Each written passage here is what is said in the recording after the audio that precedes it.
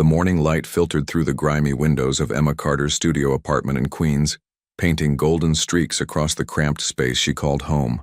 At 28 years old, Emma had grown accustomed to waking up before her alarm, a survival instinct developed over years of juggling multiple responsibilities and never quite having enough time or money to feel secure. She sat up in bed, her brown hair falling messily around her shoulders, and reached for her phone on the makeshift nightstand, a stack of culinary textbooks she'd purchased secondhand 3 years ago when she still believed she might afford culinary school. The screen showed 5:47 a.m., 13 minutes before her alarm. She sighed, a small smile crossing her tired but kind face. Another day, she whispered to herself, a mantra she'd adopted after her mother passed 2 years ago, leaving Emma truly alone in the world. The apartment was tiny, barely 300 square feet, but Emma had made it her own. Polaroid photographs covered one wall, her late mother's smile at her high school graduation, her younger sister Lily's 10th birthday party, snapshots of happier times before gang violence tore her family apart when she was just 15. Lily had been 12 in the wrong place at the wrong time, caught in crossfire that wasn't meant for her. Emma pushed the memories away as she always did, compartmentalizing pain into a box she only opened late at night when sleep wouldn't come. She had learned that survival meant moving forward even when your heart wanted to stay frozen in the past. She dressed quickly in her work uniform, black slacks, a crisp white button-down shirt, and comfortable black shoes that had seen better days but still had a few miles left in them. Her reflection in the bathroom mirror showed a woman who looked older than her years, worry lines around her eyes, a perpetual tiredness that no amount of concealer could fully hide. But there was still warmth there, still kindness in her hazel eyes. The subway ride from Queens to Manhattan took 45 minutes, packed shoulder to shoulder with other early morning commuters. Emma had learned to find peace in the chaos, using the time to listen to audiobooks, currently a biography of Julia Child that made her dream of impossible futures where she owned her own cafe, created her own menu, built something that was truly hers. She emerged from the subway station at 7:23 a.m. into the awakening heartbeat of Manhattan. November in New York City carried a sharp chill, the kind that cut through jackets and reminded you that winter was coming fast. Emma pulled her thin coat tighter. She'd meant to buy a warmer one last year, but rent had increased, and warm coats had fallen down the priority list. The streets were already alive with the symphony of the city, delivery trucks rumbling past, the melodic calls of street vendors setting up their carts, the hiss of steam rising from subway grates, the distant wail of sirens that were as much a part of New York's soundtrack as car horns and construction noise. Emma walked 3 blocks to Rossi's Italian Bistro, a family-owned restaurant that had occupied the same corner of Little Italy for 43 years. The red brick building had old-world charm, a hand-painted sign, small windows with lace curtains, the kind of place that felt like stepping into someone's grandmother's home. "Morning, Emma," called out Tony Rossi, the 62-year-old owner who ran the restaurant with his wife Maria. He was already sweeping the sidewalk outside, his thick Brooklyn accent carrying warmth despite the cold morning. "Morning, Tony," Emma replied, genuine affection in her voice. Tony and Maria had given her a chance 3 years ago when she was desperate, grieving, and had a resume full of gaps. They'd seen something in her, maybe recognized a fellow survivor, and had treated her not just as an employee but as family. "Maria's already got the sauce going," Tony said with a knowing smile. "Says you're the only one who stirs it the right way." Emma laughed softly. "Maria just likes having someone to talk to while she cooks." "That too," Tony admitted with a wink. Inside, the restaurant smelled like heaven. Garlic, basil, tomatoes, fresh bread. Maria Rossi stood at the large stove in the open kitchen, her gray hair pulled back in a neat bun, her floral apron already dusted with flour. At 60, she moved with the efficiency of someone who'd spent a lifetime perfecting her craft. "Ah, there's my girl," Maria called out in her thick Italian accent. Come, taste this and tell me if it needs more oregano." This was their morning ritual. Emma would arrive early, help Maria with prep work, and in exchange Maria would teach her, really teach her how to cook. Not just follow recipes but understand food, respect ingredients, create with instinct and love. For the next 2 hours, Emma chopped vegetables, kneaded dough for fresh pasta, arranged tables, and absorbed every lesson Maria offered. These moments were precious to her. They felt like the relationship she might have had with her own mother if cancer hadn't stolen her away. "You have good hands," Maria said, watching Emma shape pasta. Patient hands, that's the secret, you know. Patience and love. You put those in every dish. People taste it. You've taught me that, Emma replied softly. Maria paused, studying Emma with the knowing eyes of someone who'd seen hardship and recognized it in others. You still saving for that cafe of yours? Emma's hands stilled for just a moment. Trying to, but you know, rent went up again. And my student loans, she trailed off, not wanting to burden Maria with complaints. Life has a funny way of working out, Maria said gently. You keep being good, keep working hard, your time will come. I believe this. Emma wanted to believe it too, but at 28, with $17,000 in student debt from a college degree she'd never finished, $342 in her savings account, and rent that consumed most of her paycheck, belief was hard to maintain. The restaurant opened at 11 a.m. By 11:15, the lunch rush had begun. Rossi's was popular with locals and tourists alike, the kind of authentic spot that food bloggers love to discover and regulars protected fiercely. Emma moved through the dining room with practiced grace, balancing plates, remembering orders, offering recommendations, making small talk. She was good at this, really good. She had the rare gift of making people feel seen, heard, valued. Regular customers requested her section specifically. At 12:30 p.m., the bell above the door chimed, and Emma glanced up from the order she was taking to see a little girl enter with a woman in her mid-30s, wearing sunglasses and an expensive-looking coat. The little girl was perhaps 6 years old, with dark curly hair pulled into two ponytails, wearing a navy blue school uniform and clutching a worn stuffed rabbit. Her eyes, large and expressive, scanned the restaurant with curious intelligence. "Welcome to Rossi's," Emma called out warmly. "Sit anywhere you'd like." The woman guided the little girl to a table near the window. Emma noted it was somewhat isolated from other diners, giving them privacy. The woman sat with her back to the wall, eyes constantly scanning the room. Emma recognized the behavior, hypervigilance. She'd seen it in herself after Lily died, that constant awareness of exits and threats. Emma approached their table with menus and a warm smile directed at the little girl. "Hi there, what's your friend's name?" she asked, gesturing to the stuffed rabbit. The little girl looked up at Emma with those big eyes and smiled shyly. "His name is Mr. Hops. He's very old. My mommy gave him to me." "Mr. Hops is a very distinguished gentleman," Emma said seriously, making the girl giggle. "I can tell he has excellent taste. Now, do you and Mr. Hops know what you'd like for lunch? Can I have spaghetti with butter?" the girl asked hopefully. "And hot chocolate?" "Sophia, it's not polite to," the woman began. "That sounds perfect," Emma interrupted gently. "One spaghetti with butter and the best hot chocolate in New York City coming right up. And for you, ma'am." "Just coffee." "Black," the woman said curtly, her eyes never stopping their scan of the room. As Emma walked away, she heard the little girl, Sophia, say, "She's nice, Elena. I like her." Over the next 45 minutes, Emma found herself drawn back to their table more than necessary. Sophia was a delightful child, articulate, imaginative, with an old soul quality that suggested she'd seen or experienced things beyond her years. When Emma brought the hot chocolate topped with fresh whipped cream and a sprinkle of cinnamon, Sophia's face lit up like Christmas morning. "This is the most beautiful hot chocolate I've ever seen," Sophia exclaimed. "Well, a distinguished gentleman like Mr. Hops deserves only the best," Emma replied with a wink. During a brief lull, Emma noticed Sophia drawing on a napkin with crayons the woman, Elena, had pulled from an expensive leather bag. Emma approached with a genuine curiosity. "What are you drawing?" Sophia looked up, brightening at the attention. "A castle. Do you like castles?" "I love castles," Emma said, crouching down to Sophia's eye level. "Is that where you live?" Sophia's expression shifted slightly, something flickering across her young face that looked like sadness. "No, I live in a big house, but it's not like a castle. Castles have princesses and happy endings. My house just has—" She paused, seeming to search for words. "Lots of quiet." The comment struck Emma deeply. She recognized that loneliness, had lived it herself. "Well," Emma said softly, "maybe you're drawing the castle you'll live in someday, when you're a grown-up princess who makes her own happy endings."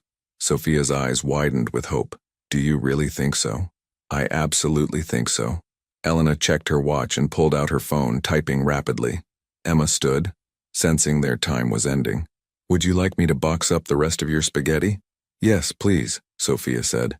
Then with the earnest seriousness only children can muster, she added, "Will you be here next time I come?" "I work Tuesday through Saturday, 11 to 7, Emma said. "So if you come during those times, I'll be here." "I'll tell my daddy," Sophia said firmly.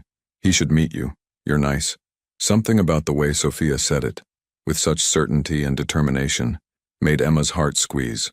This little girl was clearly lonely, clearly craving normal connections and warmth. As they prepared to leave, Sophia suddenly turned back and hugged Emma around the waist, quick and spontaneous and desperate in the way children hug when they're starved for affection. "Thank you for being nice to me and Mr. Hops," Sophia whispered. Emma's throat tightened with emotion. "Any time, sweetheart. You come back and see me soon, okay?" Elena placed a $100 bill on the table, far more than their modest meal cost, and guided Sophia toward the door. Emma watched them go, a strange feeling settling in her chest. Something about that interaction felt significant, though she couldn't explain why. The lunch rush continued.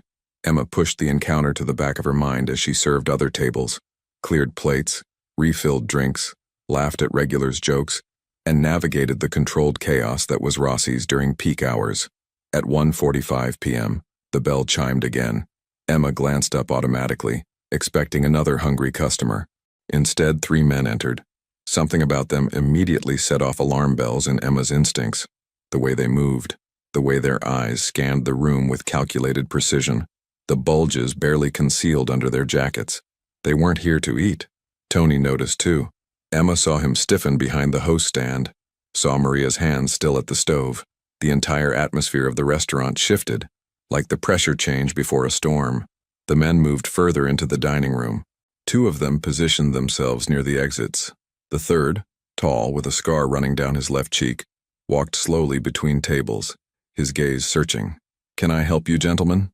Tony asked, his voice steady despite the tension radiating from him. "Just looking for someone," the scarred man said, his accent Eastern European. "Little girl? Dark curly hair? Seen her?" Emma's blood ran cold. Sophia. She turned her head slightly, scanning the restaurant, and her heart nearly stopped. At a table near the window, the same table as before, sat Sophia and Elena. They must have returned or perhaps never left. Elena's face had gone pale, her hand moving toward her purse. "We don't want trouble," Tony said firmly. "This is a family restaurant." "Then give us the girl and there won't be trouble," the scarred man replied, his tone almost casual. But his hand moved toward his jacket, and Emma knew with absolute certainty, that everything was about to fall apart. Time seemed to slow down. Emma saw Elena reaching into her purse, saw one of the other men pulling something from his jacket, saw Sophia's confused face as she looked between the adults, saw other diners beginning to realize something was wrong. Emma didn't think. Thinking was for people who had time, and time had just run out. She moved. Her feet carried her across the dining room toward Sophia's table. She heard someone shout. Maybe Tony, maybe Elena, maybe her own voice. She saw Elena pull a weapon from her purse, saw the men react, saw the world explode into chaos and noise and terror. Emma reached Sophia's table just as the first loud crack split the air, the unmistakable sound of a weapon being discharged. Screams erupted throughout the restaurant. People dove under tables, scrambled for exits, pulled out phones. "Get down!" Elena screamed, trying to shield Sophia while returning fire toward the attackers. But Emma was already there. She grabbed Sophia, who was frozen in fear, tears streaming down her young face, and pulled her down, covering the little girl's body with her own, wrapping herself around Sophia like a shield. "Close your eyes, sweetheart," Emma whispered urgently, holding Sophia's head against her chest. "Close your eyes and think about your castle. Think about princesses and happy endings. Don't look. Don't look." Sophia buried her face in Emma's shirt, her small body trembling violently, her hands clutching Mr. Hops and Emma's uniform with equal desperation. The noise was overwhelming. More shots, shouting, furniture overturning, glass shattering. Emma squeezed her eyes shut, her entire body wrapped around Sophia, trying to make herself as large as possible, as much of a barrier as she could be. She felt it before she understood it, a sharp, burning sensation in her left shoulder, then her side, like being punched, but wrong, hot, spreading. Emma gasped, her arms tightening around Sophia instinctively. Pain radiated through her body, white hot and consuming, but she didn't let go. She couldn't let go. "It's okay," she managed to whisper to Sophia, though her voice was strained. "You're okay. I've got you. I've got you." More shouting. More chaos. Then sirens. Distant but growing closer. The shooting stopped as suddenly as it had started. Emma heard running feet, the sound of the men fleeing. Elena's voice barking orders into a phone. "Emma." Sophia's small, terrified voice cut through the fog of pain. "Emma, why are you making that noise?" Emma realized she was making a sound, a low, pained whimper she hadn't been conscious of. She tried to stop, tried to smile, tried to reassure this little girl whose world had just shattered. "I'm okay, baby," she lied, feeling warmth spreading across her skin, the unmistakable wetness of her own blood. "Everything's going to be okay." Elena appeared beside them, her face pale and splattered with. Emma's mind couldn't process it. Elena holstered her weapon and immediately assessed Emma with professional efficiency. "Oh God," Elena breathed. "Sophia, honey, I need you to move. I need to help Emma." "No," Sophia cried, clutching Emma tighter. "No, don't leave me, Emma. Please don't leave me." "I won't," Emma whispered, though darkness was creeping in at the edges of her vision. "I won't leave you, sweetheart. I promise." But her body was betraying her. The adrenaline that had carried her through the last minutes was fading, and the reality of her injuries was overwhelming her system. She felt herself listing to the side, her arms loosening around Sophia despite her desperate desire to hold on. "Emma," Sophia's voice was rising in panic. "Emma, wake up, Emma!" Emma's eyes fluttered open one last time, focusing on Sophia's face, those big dark eyes now filled with tears and terror, her small hands touching Emma's cheeks, trying to keep her conscious. "You're going to be okay," Emma managed, each word an immense effort. "Promise me, you'll remember the castle." "I don't care about the castle," Sophia sobbed. "I need you. Please don't go. Please." The last thing Emma saw before darkness claimed her was Sophia's face, tears streaming down her cheeks, her mouth forming Emma's name over and over. The last thing she felt was the little girl's hand clutching hers with desperate strength. Then nothing. The sirens grew louder. Paramedics rushed in. Someone, maybe Tony, maybe Maria, was crying. Elena was giving rapid instructions, pulling out a phone, making calls that clearly carried authority. And Sophia sat there holding Emma's limp hand, her school uniform stained with blood that wasn't hers, her stuffed rabbit fallen forgotten beside them, rocking back and forth and repeating the same words over and over. "Please wake up. Please wake up. Please wake up." The little girl who'd drawn castles and dreamed of happy endings had just learned a harsh truth about the world she'd been born into, that people you cared about could be taken from you in an instant, that violence didn't care about innocence, and that sometimes the people who protected you paid a terrible price. But she had also learned something else, something that would stay with her forever, that a stranger, an ordinary waitress who had no reason to risk anything, had chosen to shield her, had wrapped herself around Sophia's small body, and taken harm meant for her without a moment's hesitation.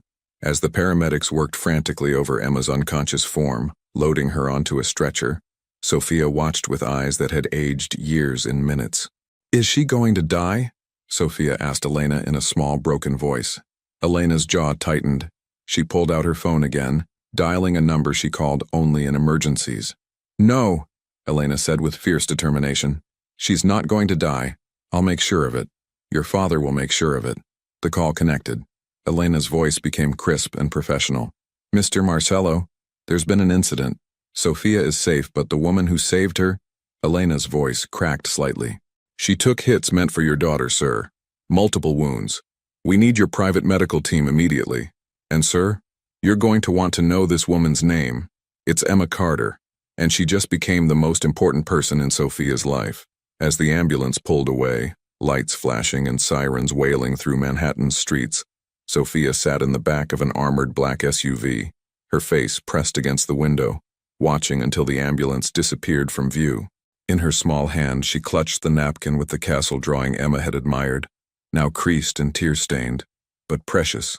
And somewhere in that drawing, in those lines made by crayons and childhood imagination, was a promise that had just been made and sealed in blood, that Emma Carter's ordinary life had just ended, and something extraordinary, dangerous, complicated, and life-changing was about to begin. Consciousness returned to Emma Carter in fragments like puzzle pieces slowly clicking into place. First came awareness, the dull, persistent ache that told her body was still there, still fighting. Then sounds, the steady beep of monitors, the soft hum of machinery, distant voices speaking in low professional tones. Finally, sensation, the scratch of expensive sheets against her skin, the cool air of climate control, the heaviness in her limbs that spoke of medication and exhaustion. She tried to open her eyes, and even that simple action required immense effort. Her eyelids felt weighted, her entire body moving as if underwater. When she finally managed to force them open, harsh light made her wince, and closed them immediately. The lights, a deep male voice said quietly. Dim them. Emma heard movement, and when she tried again, the brightness had softened to something tolerable. She blinked slowly, her vision swimming before gradually focusing. This was not a hospital room, or rather it was, but unlike any hospital Emma had ever seen. The space was enormous, easily 3 times the size of a standard hospital room. The walls were painted in warm cream tones. Real artwork hung in frames, not prints but original paintings. A leather sofa sat against one wall. Floor-to-ceiling windows offered a stunning view of Manhattan's skyline, the late afternoon sun painting the buildings in shades of gold and amber. A private room. An extremely expensive private room. Emma's heart rate picked up, and immediately the monitors beside her bed reflected the change with faster beeping. She tried to sit up, and pain lanced through her shoulder and side, forcing a gasp from her lips. Don't move, the male voice said, closer now. You have stitches, multiple wounds. The doctor said you need to stay still. Emma turned her head, slowly, carefully, toward the voice. A man stood beside the window, silhouetted against the fading daylight. He was tall, easily over 6 feet, with broad shoulders filling out an impeccably tailored charcoal suit. As he moved away from the window and into better light, Emma got her first clear look at him. He appeared to be in his early 40s, with dark hair touched with gray at the temples, strong features that might have been handsome if they weren't so severe, and eyes, deep brown, almost black, that seemed to see everything. There was something coiled about him, like a predator at rest but ready to spring into action at any moment. Power radiated from him, the kind that came not from wealth alone but from control, from knowing that with a single word, he could change lives. Who are you? Emma managed, her voice raspy from disuse and medication. Where am I? My name is Victor Marcello, he said, his voice low and measured, carrying the faint trace of an accent that spoke of Italian heritage several generations removed. You're in Mount Sinai's private medical wing. You've been unconscious for 2 days. 2 days. The information took a moment to process. Emma's mind felt foggy, struggling to grasp the timeline. Sophia, Emma said suddenly, memories flooding back. The restaurant, the men, the shooting, the little girl in her arms. Is she? She's safe, Victor interrupted, and something in his expression softened fractionally. Thanks to you. My daughter is safe because you put yourself between her and armed men without hesitation. Daughter. The word clicked into place, and suddenly so many things made sense. Elena's hypervigilance, the expensive clothes, the $100 tip, the attack itself, the men who came into the restaurant, Emma said slowly, her mind working through the implications. They were there for her specifically. They called her by name. Victor's expression hardened, his jaw tightening. They were associates of a rival organization. They intended to take Sophia, to use her as leverage against me. What they didn't anticipate was that a 28-year-old waitress would have more courage than men twice her size. There was something in his tone, not quite admiration, but recognition. Respect, perhaps. Grudging, but genuine. I didn't think, Emma admitted. I just moved. Most people freeze, Victor said. Or they run. Self-preservation is a powerful instinct. You overrode every natural response to protect a child you'd met once for less than an hour. He paused, studying her with those intense dark eyes. Why? Emma considered the question. Why had she done it? In that moment she hadn't had time to analyze or rationalize. But now, lying in this expensive hospital bed, she could trace the threads back to their source. Because no child should pay for the choices adults make, she said finally. Because I know what it's like to lose someone to violence that wasn't meant for them. Because, she trailed off, surprised to find tears burning in her eyes. Because she looked at me like I mattered. like I was someone worth knowing, and I couldn't let anything happen to her. Victor was silent for a long moment, his expression unreadable. Then he moved to the chair beside her bed and sat down, a gesture that somehow made him seem more human, less like a figure from a different world. "Tell me about your injuries," Emma said, needing to change the subject, to understand what had happened to her body. "You were struck twice," Victor said, his voice clinical but not cold. "Once in the left shoulder, once in your left side, just below the ribs. The shoulder wound was clean, through and through, missing major arteries. The side wound was more serious. It required surgery to remove fragments and repair damage. You lost significant blood. The doctor said if the ambulance had arrived even 5 minutes later." He didn't finish the sentence. He didn't need to. Emma absorbed this information, her hand moving instinctively to her side, feeling the bandages beneath the hospital gown. She'd come within 5 minutes of dying. The reality of it was overwhelming. "The doctors here are the best in the country," Victor continued. "Your medical care, your recovery, everything, it's all been taken care of. You won't see a single bill. Consider it handled." "I can't accept that," Emma said automatically, even as her practical mind calculated what this level of care must cost. Tens of thousands, easily. Maybe more. "I don't even have insurance that would cover this kind of facility." "You don't have a choice," Victor said, and there was steel beneath the words. Not a threat, but a statement of fact. "You saved my daughter's life. There is no sum of money, no gesture, that could adequately repay that debt. But I can at least ensure that your sacrifice doesn't destroy you financially." "It wasn't a sacrifice," Emma protested. "I didn't do it expecting payment. I did it because it was right." "I know," Victor said, and this time there was definitely something like admiration in his voice, "which is precisely why you deserve to be compensated. You acted with pure intention. That's rare." Before Emma could respond, the door to her room opened and a nurse entered. Professional, efficient, checking the monitors and Emma's vitals with practiced ease. Behind the nurse, hovering in the doorway, was a small figure Emma recognized immediately. "Sophia," Emma breathed. The little girl stood there in a lavender dress, her dark curly hair held back with a matching headband, clutching Mr. Hops against her chest. But it was her eyes that broke Emma's heart. Those big, expressive eyes now shadowed with fear and trauma, rimmed with dark circles that spoke of nightmares and sleepless nights. "Is she awake?" Sophia asked in a small voice, addressing her father but staring at Emma with desperate hope. "Is she really awake?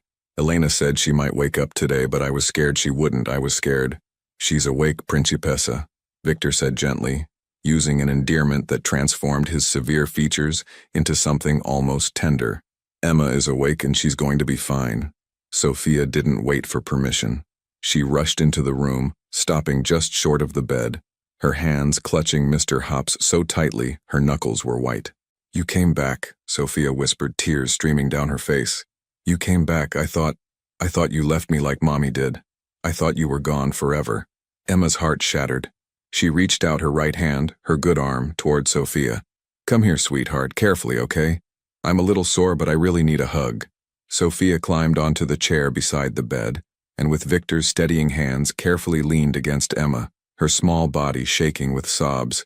Emma wrapped her arm around the little girl, stroking her hair, making soft, soothing sounds she remembered her own mother making.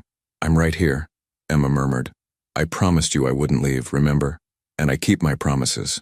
"But there was so much blood," Sophia hiccuped against Emma's shoulder. "And you weren't moving. And I was so scared. I've never been so scared." "I know, baby. I know. But I'm okay now. See? I'm right here talking to you. And you know what? You were so brave. You did exactly what I told you to do. You closed your eyes and thought about your castle." "I don't care about the castle anymore," Sophia said fiercely, pulling back to look at Emma with intensity beyond her years.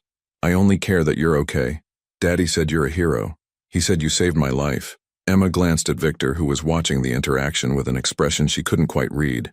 Something complex, layered with emotion he clearly wasn't accustomed to showing. "Your daddy's right that you're safe," Emma said gently. "And that's all that matters to me." The nurse finished her checks and left quietly. Elena appeared in the doorway. Emma recognized her immediately and gave Victor a meaningful look. "Sophia, darling," Victor said softly. "Emma needs to rest. We should let her." "Can I stay?" Sophia asked, looking between her father and Emma with pleading eyes. "Please?" Just for a little while. I'll be quiet, I promise. Emma saw Victor's internal struggle, the desire to give his daughter anything she wanted warring with what he clearly believed was right. Before he could respond, Emma spoke up. She can stay for a bit, Emma said. If it's okay with you, maybe she could tell me about what she's been doing for the past 2 days. I bet there are stories. Victor's expression softened at Emma's understanding, at her willingness to prioritize Sophia's emotional needs over her own rest. He nodded once. 30 minutes, he said to Sophia. Then Emma needs to rest properly, and you need dinner in bed. You haven't been sleeping well. Okay, Daddy, Sophia agreed readily, already settling more comfortably in the chair. Mr. Hops tucked securely in her lap. Victor stood, preparing to leave, but paused at the door. His eyes met Emma's, and something passed between them. An understanding, an acknowledgement of the bond that had been formed through violence and protection. Thank you, he said simply, for everything. We'll talk more when you're stronger. Then he was gone, leaving Emma alone with Sophia and the late afternoon light streaming through the windows. Part 2. Connections. Over the next 3 days, Emma's hospital room became a strange sort of sanctuary. Sophia visited daily, always accompanied by Elena or Victor, sometimes both. The little girl would sit beside Emma's bed for hours, drawing pictures, reading books aloud, telling stories about school and friends and the lonely vastness of the Marcello estate. Emma learned that Sophia attended an exclusive private school on the Upper East Side, that her favorite subject was art, that she loved strawberries but hated bananas, that she had nightmares about the restaurant but wouldn't talk to the child psychologist her father had hired because she doesn't understand like Emma does. Victor came too, though his visits were briefer, more formal. He would check on Emma's progress, ensure she had everything she needed, ask careful questions about her comfort level and pain management. There was a reserve to him, a wall he kept firmly in place. But Emma began to notice cracks, the way his expression softened when Sophia laughed, the concern that flickered in his eyes when Emma winced in pain, the careful consideration he gave to her words when they spoke. On the 4th day, when Emma was finally cleared to sit up properly and the fog of pain medication had lifted enough for real conversation, Victor arrived alone. He carried a leather folder and wore a different suit, navy this time, equally expensive, equally perfectly tailored. How are you feeling? He asked, taking his usual seat in the chair beside her bed. Better, Emma said honestly. Sore, but better. The doctors say I can probably be discharged in a few days if I continue to heal well. Discharged to where? Victor asked, his tone neutral but his eyes sharp. Your apartment in Queens? The one on the 3rd floor with no elevator? Where you'll have to climb stairs with fresh surgical wounds and limited mobility? Emma blinked, taken aback. How do you know about my apartment? I had you investigated, Victor said bluntly, offering no apology. The moment you saved my daughter's life, you became someone I needed to understand completely. I know about your studio in Queens, your student loans, your late mother, your sister who died when you were 15. I know you worked at Rossi's for 3 years, that Tony and Maria Rossi consider you family, that you're saving money to open your own cafe someday. I know you're paycheck to paycheck, that you've been turned down for business loans 4 times, that you donate to 3 charities despite barely being able to afford it. He paused. Should I continue? Emma felt violation and understanding war within her. The invasion of privacy was stunning, but she also recognized the logic. A man in Victor's position couldn't afford to leave anything to chance. That's very thorough, she said carefully. I'm a thorough person, Victor replied. I don't take chances, especially not with Sophia's safety. When a stranger throws herself into danger for my daughter, I need to understand motivation, background, potential threats. And what did you conclude? Emma asked, meeting his gaze directly. Am I a threat? Victor's expression shifted, something that might have been respect flickering across his features. No, you're exactly what you appear to be. A good person trying to survive in an expensive city, carrying grief you've never properly processed, working hard and dreaming of a future that's always just out of reach. He leaned forward slightly. Which brings me to why I'm here. I want to make you an offer. Emma's stomach tightened with apprehension. What kind of offer? Victor opened the leather folder, revealing documents Emma couldn't read from her position. Your current living situation is unacceptable for someone recovering from serious injuries. Your job at Rossi's, I spoke with Tony and he's holding your position, but you'll be unable to work for at least 6 weeks, possibly longer. During that time, you'll have no income, and your rent won't pay itself. Tony's holding my job? Emma asked, latching onto the one piece of good news. He is. Though he also mentioned that you've been working there without health insurance, which is why this hospital stay would have bankrupted you if I hadn't intervened. Victor's tone was matter-of-fact, not judgmental. Your financial situation is precarious even in the best circumstances. These are not the best circumstances. Emma hated that he was right. She'd been so focused on just surviving that she'd never built any safety net, any cushion for disasters, and this definitely qualified as a disaster. What's your offer? She asked, keeping her voice steady. Move into the guest house on my estate, Victor said. It's a 2-bedroom cottage fully furnished with its own kitchen and living space. You'll recover there under the supervision of my private medical staff. Your job will be simple. Spend time with Sophia. Be her companion, her friend. Help her process what happened. Be the stable, normal presence she desperately needs. Emma stared at him, trying to process the implications. You want to pay me to be your daughter's friend?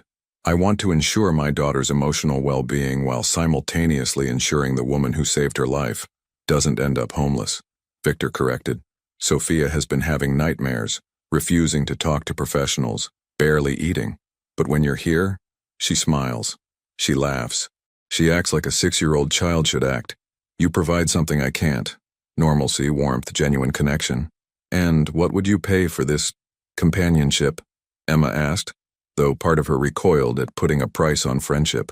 $75,000 for 6 months, Victor said without hesitation, plus free housing, medical care, and meals.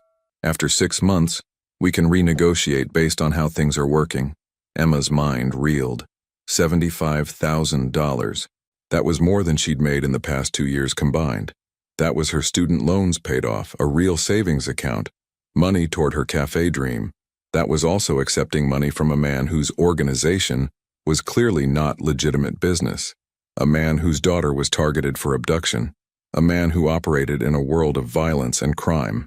I need time to think about this, Emma said.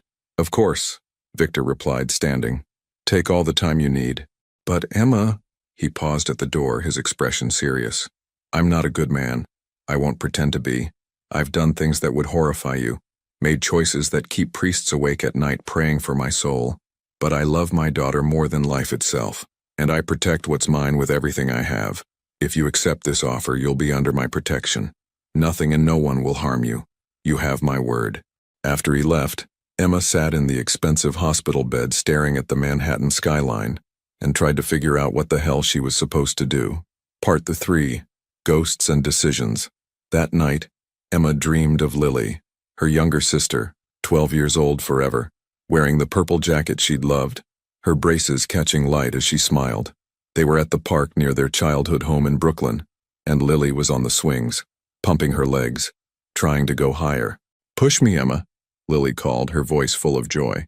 Emma pushed and Lily went higher, higher, until she was nearly parallel with the top bar. Be careful, Emma called. You're going too high. I'm flying, Lily laughed. Then the scene shifted, as dreams do. They were no longer in the park, but on a street Emma recognized with nauseating clarity, the corner of Bedford and Sterling, where her sister had died 13 years ago, where Lily had been walking home from a friend's house, had been in the wrong place when rival groups opened fire on each other, had taken a stray round that no one had meant for her. Emma, Lily said, and now she was lying on the pavement, and Emma was 15 again, holding her sister, screaming for help that came too late. Emma, don't let them hurt anyone else. Don't let other kids die like me.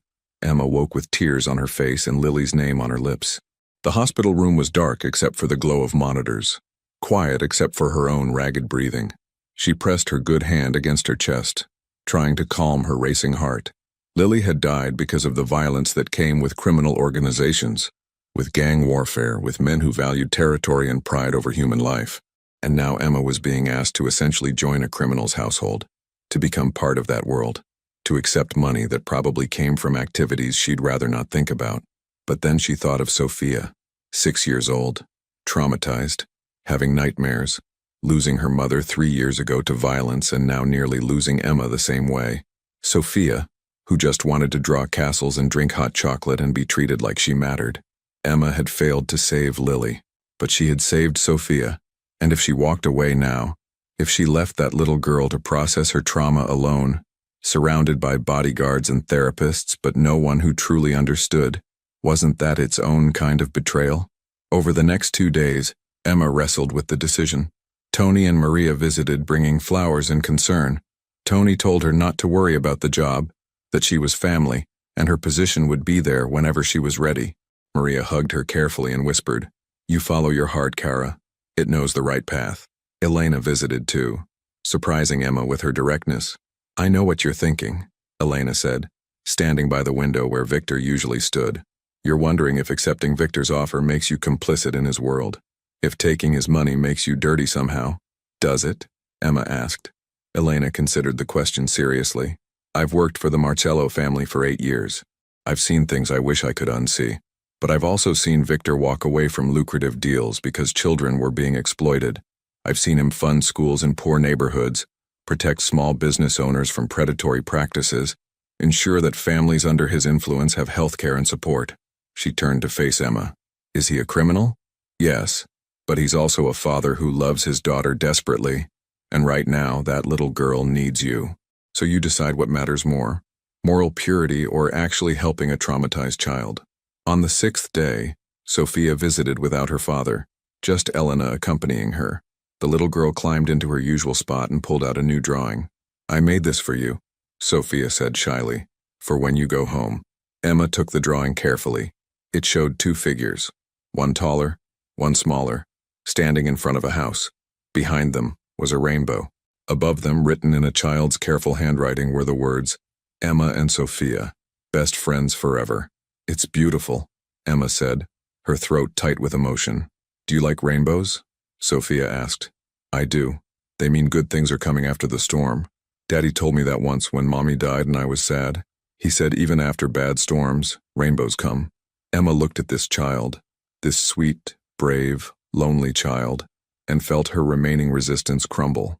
She thought about Lily, about 12-year-old dreams cut short, about the sister she couldn't save. She thought about Sophia's nightmares, about her desperate hug in the restaurant, about the way she'd begged Emma not to leave her.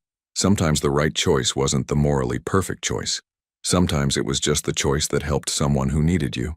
"Sophia," Emma said gently, "how would you feel if I came to stay at your house for a while, just until I'm all better?" "Your daddy asked if I might want to do that."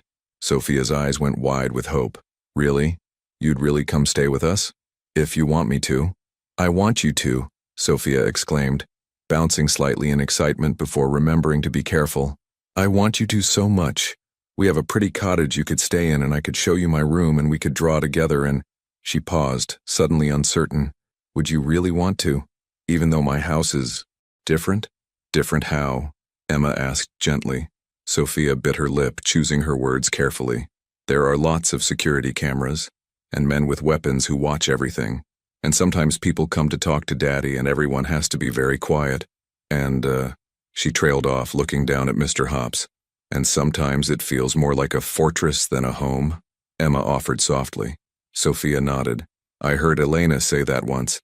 She said our house is beautiful but feels like a fortress." "Is that bad?" "It's not bad," Emma said. "It just means your daddy works very hard to keep you safe. And honestly, Sophia, after what happened at the restaurant, I think having security around sounds pretty good." "So you'll come?" Sophia asked hopefully. Emma took a deep breath, feeling like she was standing at the edge of a cliff about to jump. "Yes, sweetheart. I'll come." Part 4. The New Reality. 3 days later, Emma was discharged from the hospital. She'd insisted on going back to her apartment first. She needed clothes, personal items, her few precious belongings. Victor had agreed, but sent Elena and 2 security personnel with her, along with a medical aide. Climbing the 3 flights of stairs to her studio apartment was excruciating, even with help. By the time Emma reached her door, she was pale and sweating, her wounds screaming in protest. "This is exactly why Mr. Marcello didn't want you returning here alone," Elena said, helping Emma unlock the door. Inside, the apartment looked exactly as she'd left it, small, cramped, but hers. Emma moved slowly through the space, gathering clothes, toiletries, her mother's jewelry box, photographs, her culinary textbooks, the few precious things that mattered. One of the security men brought up suitcases, and Emma packed with Elena's efficient help. Looking around at the tiny space that had been her home for 3 years, Emma felt a surprising pang of loss. This apartment represented her independence, her determination to survive on her own terms. Leaving it felt like abandoning some essential part of herself. "You can come back any time," Elena said quietly, reading Emma's expression. "This isn't permanent unless you want it to be. You're accepting a job offer, not selling your soul." "Feels a bit like both," Emma admitted. Elena smiled slightly, the first real smile Emma had seen from her. "Yeah, it does, but you'll figure out the balance, or you won't, and you'll leave. You're not a prisoner, Emma. You're a guest who happens to be employed." The drive to the Marcello estate took 45 minutes heading north into Westchester County. Emma watched the city give way to suburbs, then to increasingly affluent areas with large properties hidden behind gates and walls. When they finally turned onto a private drive, Emma understood what Sophia had meant by fortress. The estate sprawled across what must have been at least 10 acres, surrounded by a stone wall that was both beautiful and clearly designed for security. The main house was a stunning example of colonial architecture: white columns, black shutters, pristine grounds that looked professionally landscaped. But it was the cottage that took Emma's breath away. Set about 100 yards from the main house, connected by a stone pathway through manicured gardens, the guest house looked like something from a fairy tale. 2 stories, white clapboard with slate blue shutters, a front porch with hanging baskets of late-season flowers and windows that promised light and space. "This is where I'm staying?" Emma asked, stunned. "This is your space for the duration of your employment," Elena confirmed. "Mr. Marcello wanted you to have privacy and comfort during your recovery." Inside, the cottage was even more beautiful. The first floor held an open-concept living room and kitchen, all decorated in soft, neutral tones with comfortable furniture and modern appliances. Upstairs were 2 bedrooms and a full bathroom. Someone had already stocked the kitchen with groceries, placed fresh flowers on the coffee table, and left a welcome basket filled with essentials. On the kitchen counter sat a handwritten note in a child's careful script. "Welcome home, Emma. Love, Sophia and Mr. Hops." Emma felt tears spring to her eyes. This little girl, this sweet, lonely child, had called this place Emma's home. "Take the rest of the day to settle in," Elena said.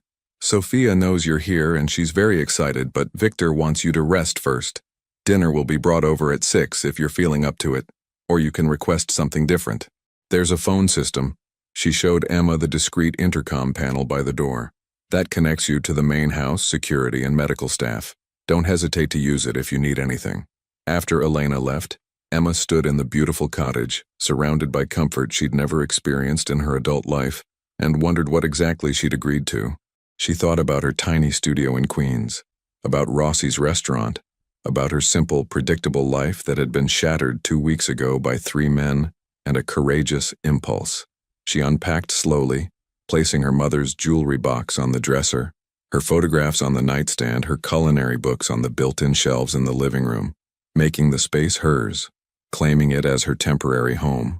As the sun set and the late November cold set in, Emma made herself tea in the beautiful kitchen and sat on the porch, wrapped in a blanket, watching lights come on in the main house. She could see figures moving past windows. Sophia's room, she guessed, seeing a smaller shadow. Her room was on the 2nd floor, corner position, probably with a view of the gardens and the cottage. Emma wondered if Sophia was looking out right now, knowing Emma was here, feeling safer because of it. The thought made Emma's decision feel right despite all her doubts. She had just finished her tea when she heard footsteps on the path. Victor emerged from the darkness, wearing dark slacks and a sweater instead of his usual suit, somehow more intimidating in casual clothes because they made him look more real, more human. "May I?" he asked, gesturing to the porch steps. "It's your property," Emma pointed out. "It's your home," he countered. "I don't enter uninvited." Emma nodded and Victor sat on the steps, not close but not distant either. They sat in comfortable silence for a moment, the evening sounds of the estate surrounding them, wind in trees, distant sounds of staff finishing their duties, the hum of security systems doing their invisible work. "Sophia is thrilled you're here," Victor said finally. "She's been watching the window since we got the call that you'd left the hospital. I had to physically stop her from running down here the moment your car arrived. I'm glad I can make her happy," Emma said honestly. "She's a special kid, Victor." "She is." His voice carried layers of emotion, pride, love, fear. She's the only pure thing in my life, the only truly good thing I've ever been part of creating. He paused. Her mother, my wife, Isabella, she kept Sophia innocent, protected from my world. When Isabella died, I thought I could continue that protection alone. But I'm not equipped for what Sophia needs. I can keep her physically safe, but emotionally, he trailed off. You're doing better than you think, Emma said gently. Sophia talks about you constantly, how you read her bedtime stories, how you listen to her theories about why the sky is blue, how you always have time for her questions. She knows you love her, Victor. That's not nothing. Victor looked at her with an expression Emma couldn't quite read. You see the best in people, even when they don't deserve it. I see what's there, Emma corrected. You're not the monster you pretend to be. You're a father who's terrified of failing his daughter. I understand that fear. Because of your sister, Victor said. It wasn't a question. Emma nodded slowly. Lily. She was 12 when she died, caught in gang crossfire on her way home from school. Wrong place, wrong time. The people responsible were never even arrested. The case went cold, just another tragedy in a neighborhood full of tragedies. She wrapped the blanket tighter. I was 15 and I couldn't protect her, couldn't save her. That failure, it shapes you, which is why you didn't hesitate with Sophia, Victor said, understanding dawning. You saw a chance to succeed where you'd failed before. Maybe, Emma admitted, or maybe I just saw a kid who needed protection and reacted. I don't know if my motives were that complex in the moment. Victor stood, preparing to leave, but he paused, looking back at Emma. Whatever your motives, you saved my daughter's life. There's a debt there that can never be fully repaid. But I want you to know, you're not just an employee, Emma. You're under my protection now. My enemies are your enemies. My resources are your resources. And I keep my people safe. I'm not your people, Emma said softly. I'm just someone trying to help Sophia heal. You became my people the moment you threw yourself between my daughter and armed men, Victor replied. Welcome to the family, Emma Carter, for better or worse. He walked back toward the main house, leaving Emma alone with the implications of what she'd just agreed to. As she watched him go, she noticed something she hadn't seen before. In one of the cottage's upstairs windows reflecting the interior light, she could see the edge of a photograph frame on the dresser where she'd unpacked. Curious, Emma went back inside and climbed the stairs carefully. The photograph was one she'd brought from her apartment, a picture of her mother and Lily, taken the summer before Lily died.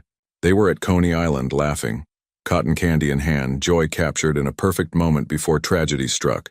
But as Emma lifted the frame to straighten it, something caught her eye. Behind her family photo, someone had placed another photograph, one that had been in the dresser drawer, probably left by a previous occupant. Emma pulled it out, and her breath caught. The photograph showed a woman, beautiful with dark hair and Sophia's eyes, standing in what looked like this very cottage's living room. She was laughing at something off camera, her expression full of life and warmth. But it wasn't the woman herself that made Emma's hands tremble. It was what she was wearing, a necklace distinctive and unmistakable that Emma had seen before, in newspaper articles, in police reports, in the investigation files she'd obsessed over as a teenager, trying to understand her sister's death. The necklace had belonged to a witness in a gang-related investigation, a woman who'd mysteriously disappeared before she could testify, her disappearance leading to a case collapse that had ripple effects through Brooklyn's criminal networks. A witness whose disappearance was linked in buried reports Emma had found during late-night internet searches to the same incident that had led to the violence that killed her sister. Emma stared at the photograph of Isabella Marcello and felt her entire understanding of the situation shift. Sophia's mother hadn't just died in an accident, and her death was somehow connected, however distantly or directly, to the violence that had taken Lily. The coincidence was too strange, too specific, too impossible to be random.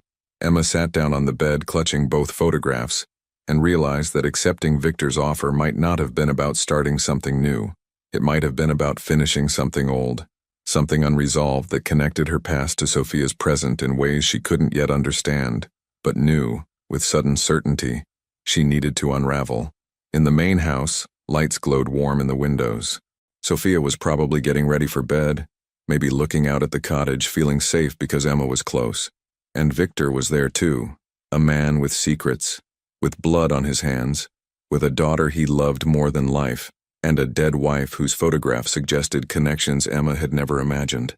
Emma carefully placed both photographs side by side on the dresser, her family's joy before tragedy, Victor's wife's happiness before death. Two women, two families, connected by invisible threads of violence and consequence. What did you know, Isabella? Emma whispered to the photograph. And why does it matter now? The photograph, of course, offered no answers. But Emma knew, with the certainty that came from years of unanswered questions about her sister's death, that she would find them. She'd come to this estate to help Sophia heal. But maybe, just maybe, she'd also come to finally understand the truth about the violence that had shaped her own life. The path forward was unclear, potentially dangerous, definitely complicated. But Emma had never been one to walk away from hard truths. And this truth, whatever it was, had been waiting 13 years to be discovered. The first week at the Marcello estate passed in a strange rhythm of normalcy and underlying tension. Emma woke each morning in the beautiful cottage, her wounds healing slowly but steadily under the care of Dr. Reeves, Victor's private physician who visited every other day. Sophia became Emma's constant companion. Each afternoon, after the little girl returned from school, she would race down the stone pathway to the cottage, her backpack bouncing, Elena following at a more measured pace. They would sit at the kitchen table, Sophia doing homework while Emma prepared simple snacks, talking about everything and nothing. "Miss Peterson says I'm the best artist in class," Sophia announced one afternoon, her pencil moving across her math worksheet. "But I told her it's because Emma teaches me to see things differently." Emma smiled, slicing apple wedges. "You are already talented, sweetheart. I just showed you some techniques. Can we draw later, after I finish this horrible division?" "Horrible division?" Emma laughed. "Math is actually beautiful once you understand it. Here, let me show you a trick my mom taught me." These moments felt precious, ordinary childhood experiences that Sophia clearly craved. Emma understood now what Victor had meant. His daughter didn't need more guards or therapists or expensive tutors. She needed someone who would sit with her, help with homework, laugh at silly jokes, and make her feel like a normal 6-year-old. But beneath the comfortable routine, Emma's mind constantly returned to the photograph. Isabella Marcello, wearing that distinctive necklace. The connection to her sister's case felt too specific to ignore, yet Emma had no idea how to pursue it without raising suspicions. Victor maintained a respectful distance. He would appear for dinner twice a week, formal meals in the main house where Sophia chattered happily, while Emma observed the careful dynamic between father and daughter. Victor was attentive but reserved, clearly uncomfortable with emotional displays, yet desperate to connect with Sophia. "Daddy, Emma says we can make cookies tomorrow," Sophia announced during one such dinner. "The kind with chocolate chips. Can you help?" Victor's expression softened. "I have meetings tomorrow, Principessa. But perhaps this weekend?" "You always have meetings," Sophia said, disappointment clear in her voice. The comment hung in the air awkwardly. Emma intervened gently. "Your daddy works very hard to take care of you, Sophia, but I bet he'd love to taste test the cookies we make. Should we save him the biggest one?" Sophia brightened. "The one with the most chocolate chips." Victor's eyes met Emma's across the table. Gratitude and something else. Recognition, perhaps, of how naturally Emma navigated these emotional moments he found so difficult. Part 2. The investigation begins 2 weeks into her stay. Emma finally had an opportunity. Victor was in the city for the day, Sophia was at school, and Elena had mentioned needing to run errands. Emma stood in her cottage staring at Isabella's photograph, and made a decision. She pulled out her laptop, an old, battered thing she'd brought from her apartment, and began searching. The necklace was distinctive, a gold chain with a pendant featuring 3 intertwined circles, each set with a different colored stone. It had been mentioned specifically in witness reports from 13 years ago. The witness, a woman named Maria Santos, had been scheduled to testify about gang activities in Brooklyn. She'd witnessed a confrontation that led to increased violence, including the incident that killed Lily. But Maria had disappeared before the trial, and the case had collapsed. Emma had researched this obsessively as a teenager, trying to understand why her sister's killers went free. She'd memorized every detail of those reports, including descriptions of Maria Santos's appearance and distinctive jewelry. Now, years later, she was staring at that same necklace around Isabella Marcello's neck. Emma's hands trembled as she typed, searching for connections between Maria Santos and Isabella Marcello. The names were different, but what if? A knock at the cottage door made Emma jump. She quickly closed the laptop and stood, her heart racing. Marco stood on the porch, Victor's captain, a man in his mid-30s with sharp eyes and an easy smile that never quite reached those eyes. Emma had met him briefly during her first week. "Emma," he said pleasantly, "Mr. Marcello asked me to check on you. Make sure you have everything you need." "I'm fine, thank you," Emma replied, keeping her voice steady. "Just resting." Marco's gaze flickered past her into the cottage, landing briefly on the laptop on the coffee table. "Good. Recovery is important, but if you need anything, or if you have any questions about the estate, the family, anything at all, I'm happy to help." There was something in his tone, a subtle warning wrapped in courtesy. Emma wondered suddenly how much the security staff monitored. Were there cameras in the cottage? Had someone noticed her searching? "I appreciate that," Emma said carefully. "I'm still getting used to everything here. It's a different world," Marco acknowledged. "Takes adjustment, but you're doing great with Sophia. She's happier than I've seen her in years." He paused. "Mr. Marcello values loyalty, Emma, and he protects those who are loyal to him. Just something to remember."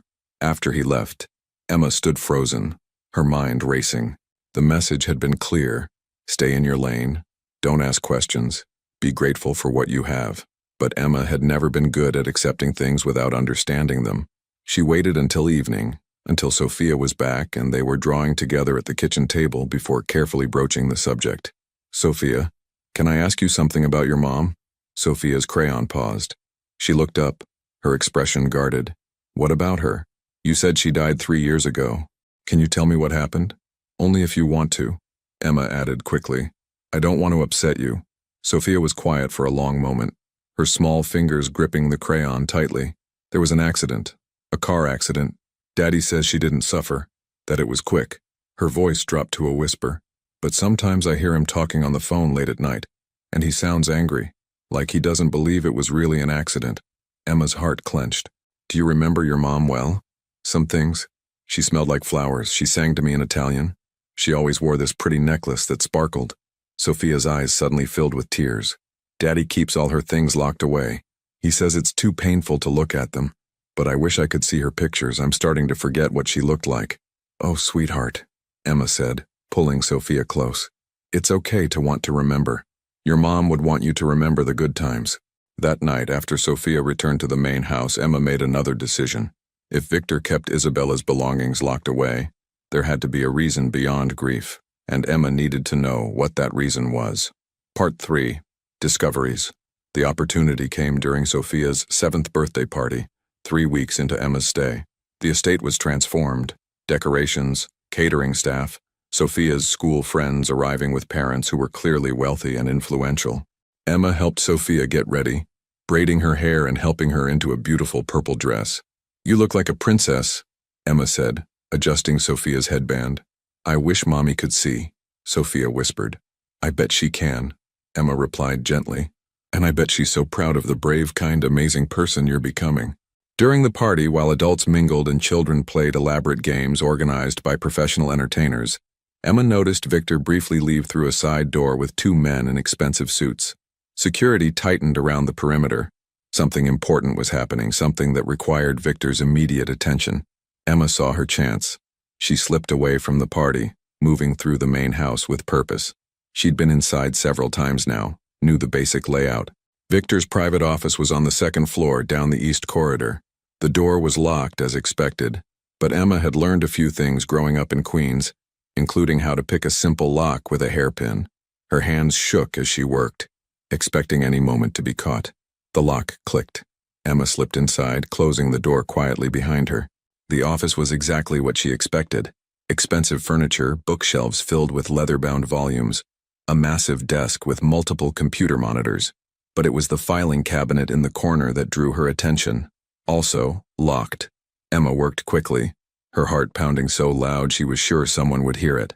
The lock gave way, and Emma pulled open the drawer labeled with an M.